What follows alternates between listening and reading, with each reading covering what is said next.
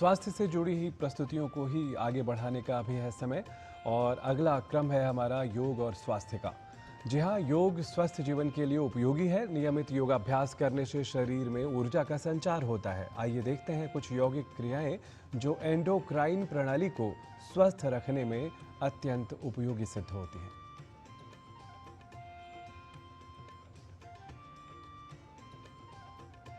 आज का हमारा विषय है अंतःस्रावी तंत्र यानी एंडोक्राइन सिस्टम।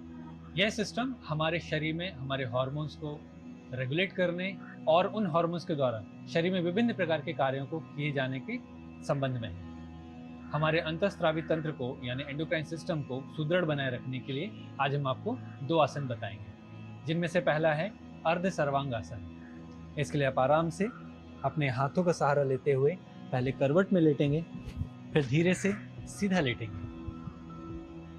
इस आसन को करते समय ध्यान रहे शरीर, कंधे, आपकी कमर, स्पाइन और श्वास सहज रूप से काम करेंगे, एक दूसरे के साथ सामंजस्य में। आप हाथ के सपोर्ट से पैरों को उठाएंगे, धीरे से कमर को उठाएंगे, हाथ से कमर को सपोर्ट दीजिए और यहाँ पर रुकना है।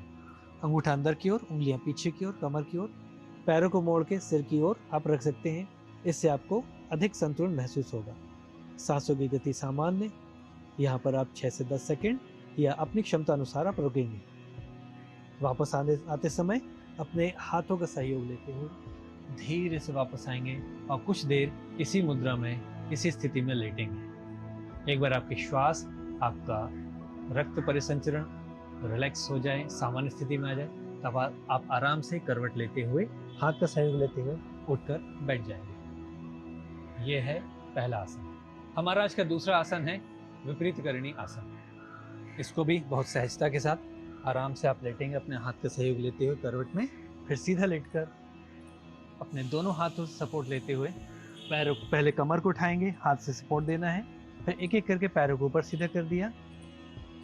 सुनिश्चित करें कि आपके पैरों की उंगलियां जो हैं वो लगभग आपकी आंखों की सीध पर हो और कमर को पीछे आप धकेल कर रखे हैं, जिसको आपने अपने हाथों से, अपने कोहनियों से संभाल रखा है। यहाँ पर कुछ देर रुकने के बाद आराम से आप पैरों को मोड़ेंगे, हाथ से अपने कोहनियों को सपोर्ट देते हुए धीरे से नीचे आएंगे और यहाँ पर पैरों को मोड़ के कुछ देर इसी स्थिति में रुकना है, ताकि आपकी श्वास, आपका रक्त परिसंचरण सामान्य हो सके। इस विषय के बारे में और अधिक जानकारी के लिए चलते हैं हमारी गुरु माँ हंसा जी के पास। नमस्कार। हमारी एंडोक्राइन सिस्टम जैसे थायराइड है और सारे ग्लैंड्स हैं, उनको सही स्थिति में रखने के लिए और उनको स्ट्रांग रखने के लिए सबसे पहले तो हमारे भावनाओं पर हमें नियंत्रण लाना ज़रूरी है।